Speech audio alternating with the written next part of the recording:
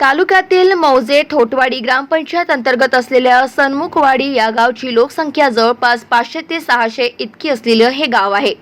या गावाकडे थोटवाडी ग्रामपंचायतीचे जाणीवपूर्वक दुर्लक्ष असल्यामुळे रस्ते, नाले आणि पिण्याचे पाणी सह स्वच्छतेचा गंभीर प्रश्नामुळे या गावची दयनीय अवस्था झालेली आहे।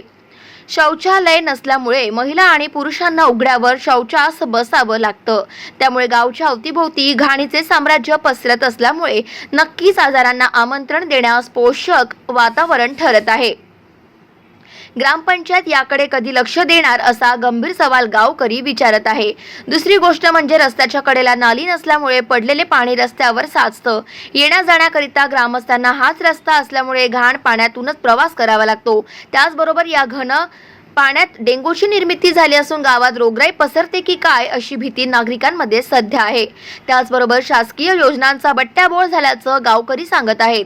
गावातील काही नागरिकांना शौचालय आणि घरकुल योजनांचा लाभ न मिळाल्यामुळे पडक्या घरात राहावं लागतं।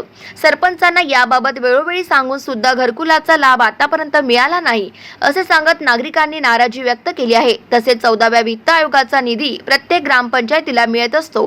त्या निधीतून दिव्यांग बांधवांना मदत केली जाते, परंतु या ठिकाणी तसं होत नसल्याचं मत दिव्यांग बांधवांनी गाव माझा न्यूज समोर व्यक्त केलंय। किती वर्ष व्यवस्था नाही, बरं रस्त्याचं नाही, तसं हां पंधाडा आहे चौकून आमच्या घराच्या मागून समजा पोळ आहे। घरकुलची मागणी केली का तुम्ही सरपंचाकडे?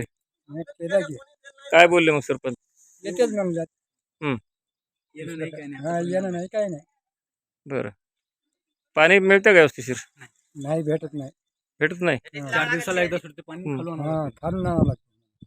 बरं फिल्टरचं पाणी मिळतं? नाही भेटत नाही। बोल रे हिंग इथं आमचं तिंग पोरगा खड्डा खणलं होतं, इथं आम्हाला बाथरूम बांधू द्यावं की नाही? लोक हे बांधले नाहीत, आमचं बांधू दिले नाही, बांधले नाही। आता आम्ही म्हातारे पण कुठं हा गाव जाते का? आम्हाला रस्ता आहे का? कुठं शौचालयाची सोय नाही हा? ग्रामीण संडास बाथरूम सोयीची कशाचीच नाही आम्हाला, नाही हगायचं नाही, मुतायचं नाही, हे सगळं आमचं रोड चांगलं होतं ते पडून टाकते। सर इथं आमच्याकडे पुन्हा घराकडे यायला सदा रस्ता नाहीये, काही नाहीये, कोणीच आमची दखल घेत नाही, कोणी विचारित नाही।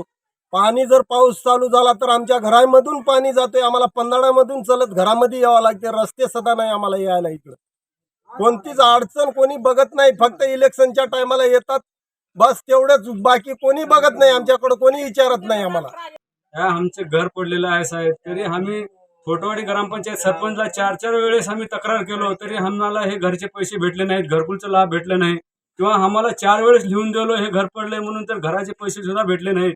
त्या घरात कसं राहावं साहेब, आमची हे जरा दखल घ्या, थोडं आम्हाला थोडं हे करा, सहकार्य करा।